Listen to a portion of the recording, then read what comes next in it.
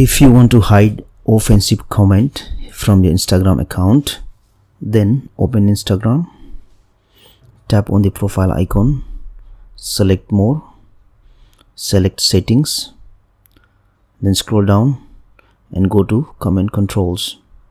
Now here what you have to do is select this option, hide offensive comments.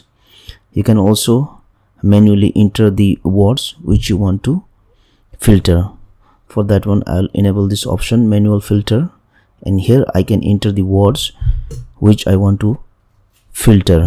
For example, if I select a word like bad, now whenever someone comments and uses the word bad, that comment will be filtered.